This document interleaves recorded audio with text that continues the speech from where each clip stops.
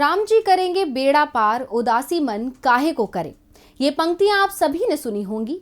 खैर, भगवान में तो सभी की आस होती है, लेकिन ये हमारे देश का दुर्भाग्य है कि यहाँ भगवान का नाम राजनीति के लिए लिया जाता है और भगवान के नाम पर राजनीति भी होती है। हमेशा से ऐसा होता आया है। खासकर बीजेपी के लिए तो यही कहा जाता है कि वो हमेशा से सिर्फ हिंदुत्व की राजनीति करती आई है। लेकिन अब इसी तर्ज पर एक और पार्टी भी मैदान में उतर रही है और भगवान राम का नाम जप रही है। शायद आप समझ ही गए होंगे कि मैं किस पार्टी की बात कर रही हूँ। जी बिल्कुल सही पहचाना आपने, मैं बात कर रही हूं आम आदमी पार्टी की, जिन्होंने अचानक से भगवान राम का नाम जपना शुरू कर दिया है। अब ऐसा क्यों हो रहा है, इस मुद्दे पर आज हम चर्चा करेंगे अपनी स्पेशल रिपोर्ट में। नमस्कार दोस्तों, मैं अंशिता श्रीवास्तव हाजिर हूं आपके साथ। तो दोस्तों, आप सभी जानते हैं कि 3 महीने बाद 5 राज्यों में विधानसभा चुनाव होने वाले हैं, जिसके लिए सभी पार्टियां खूब भागदौड़ कर रही हैं। लेकिन गौर करने वाली बात यह है कि चुनाव भले ही 5 राज्यों में है, लेकिन सबसे ज्यादा सुर्खियों में उत्तर प्रदेश है। ऐसा इसलिए क्योंकि उत्तर प्रदेश सबसे बड़ा सूबा है और सभी पार्टियां उत्तर प्रदेश की कुर्सी पर काबिज होना चाहती हैं। कारण आप सभी जानते हैं। अब उत्तर प्रदेश के हर चुनाव में बीजेपी, सपा, बसपा, कांग्रेस तो पहले ही रेस में लगी ही रहती हैं, लेकिन इस बार एआईएमआईएम और आम आदमी पार्टी भी यूपी में अपनी किस्मत आजमाना चाहती हैं। एआईएमआईएम प्रमुख ओवैसी तो मुस्लिम वोटरों को ही साधने में लगे हुए हैं, लेकिन आप उत्तर प्रदेश के चुनावी मैदान में भगवान राम का नाम जप रही है, यानी राम के नाम का इस्तेमाल कर रही है। दरअसल आम आदमी पार्टी सुप्रीमो अरविंद केजरीवाल ने अपनी 2 दिवसीय अयोध्या यात्रा के दौरान हनुमानगढ़ी और रामलला के दर्शन करने के बाद ऐलान किया कि बुधवार से दिल्ली के बुजुर्ग नागरिक मुफ्त में अयोध्या की यात्रा कर सकेंगे। अभी तक मुफ्त बिजली पानी देने की बात करने वाले आम आदमी पार्टी ने अचानक से ये ऐलान किया तो सत्ताधारी पार्टी के कान खड़े हो गए और सियासी गलियारों में हलचल मच गई। इस ऐलान से सबसे ज्यादा परेशानी हुई बीजेपी को, क्योंकि अयोध्या, राम मंदिर, इन सब के नाम पर अभी तक बीजेपी ही चुनाव लड़ती आई है।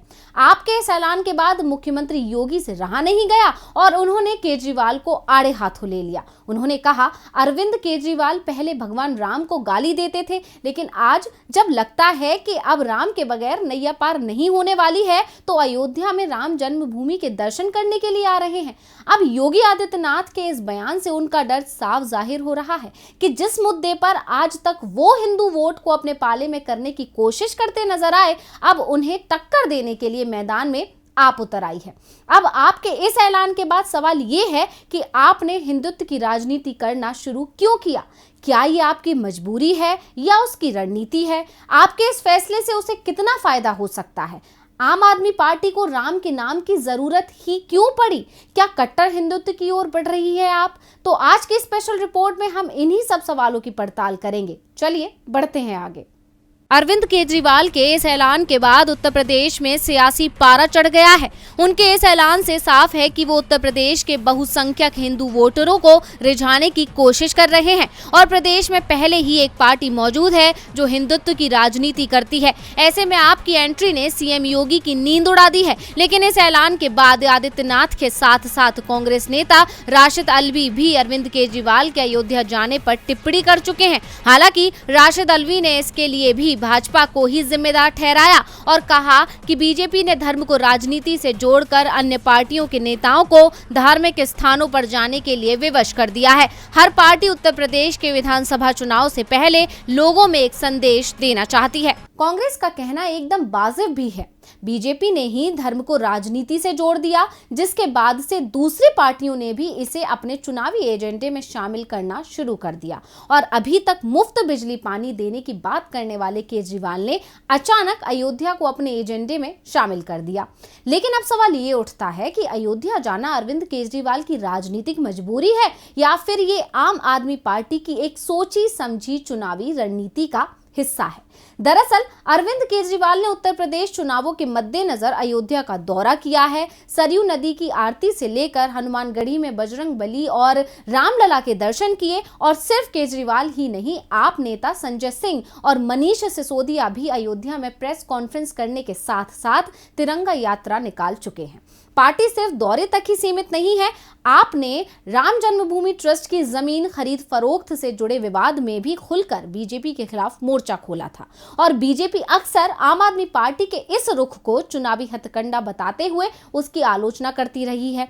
इस पर आम आदमी पार्टी का कहना है कि राम के नाम पर किसी का पेटेंट तो नहीं है। इसमें कोई दो राय नहीं है कि यूपी में मुस्लिम वोट के लिए जबरदस्त कंपटीशन है। समाजवादी पार्टी है, बीएसपी है, कांग्रेस है और एआईएमआईएम के बीच मुस्लिम वोटों के लिए कंपटीशन होगा। ऐसे में आम आदमी पार्टी के लिए यह कोई समझदारी भरा कदम नहीं होगा कि वो भी मुस्लिम वोट को हासिल करने के साथ ही हिंदू वोटों के लिए अलग से रणनीति बनाए। लेकिन लगता है कि आप हिंदू मतदाताओं पर ही पूरा फोकस रखने की रणनीति बना रही है। आम आदमी पार्टी ये बताने की कोशिश कर रही है कि हम भी उतनी ही बड़ी हिंदूवादी पार्टी हैं जितनी की बीजेपी। यानी आम आदमी पार्टी की रणनीति बिल्कुल साफ है। रणनीति ये है कि वो उत्तर प्रदेश में एक विकल्प के रूप में उभरने की कोशिश कर रही है। लेकिन सवाल ये भी उठता है कि पार्टी को राम के नाम की ही जरूरत क्यों पड़ी। चलिए बताते हैं आपको। अभी तक आम आदमी पार्टी दिल्ली में बिजली, पानी और स्कूल के मुद्दे पर ही चुनाव लड़ती आई है और जीती भी है। हालांकि उसने यूपी में भी इन सभी ऐलानों को अपने चुनावी एजेंडे में शामिल भी किया है। लेकिन आम आदमी पार्टी ये बखूबी समझती है कि पार्टी जैसे ही अपने गवर्नेंस मॉडल की बात करेगी कि हमने दिल्ली के स्कूलों और अस्पतालों में बहुत सुधार किया है, तो इसकी एक लिमिटेड वैल्यू है। इससे वो दूसरे राज्यों में मतदाताओं को लुभा नहीं पाएंगे। लोग जानते हैं कि दिल्ली पूरी तरह से शहरी क्षेत्र है, यहाँ के मुद्दे अलग होते हैं, लेकिन यूपी का बड़ा हिस्सा ग्रामीण है और उनके मुद्दे अलग हैं। सिर्फ दिल्ली मॉडल के नाम पर यूपी में चुनाव नहीं जीता जा सकता और यूपी में अयोध्या के नाम पर हिंदू वोटर की भावनाएं जुड़ी हुई हैं। ऐसे में फ्री अयोध्या यात्रा देकर एक मिला-जुला कॉम्बिनेशन बनाने की कोशिश पार्टी कर रही है।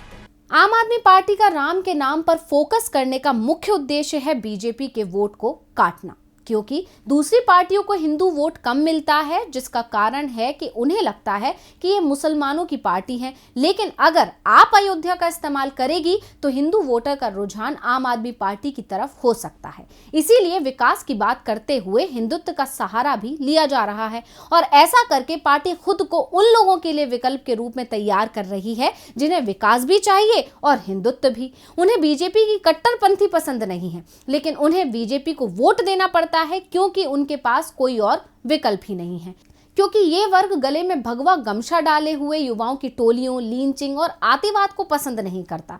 ऐसे में इस वर्ग तक आम आदमी पार्टी अपनी पहुंच बना सकती है।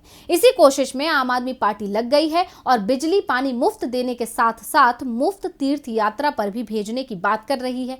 ये भी कह सकते हैं कि आम आदमी पार्टी भारतीय जनता पार्टी के वर्चस्व को चुनौती देना चाहती है और ऐसा करने के लिए कुछ खास तरीकों को अपना रही है। अब आम आदमी पार्टी ने योगी सरकार को चुनौती तो दे दी है, लेकिन क्या आम आदमी पार्टी बीजेपी को पटखनी दे पाएगी?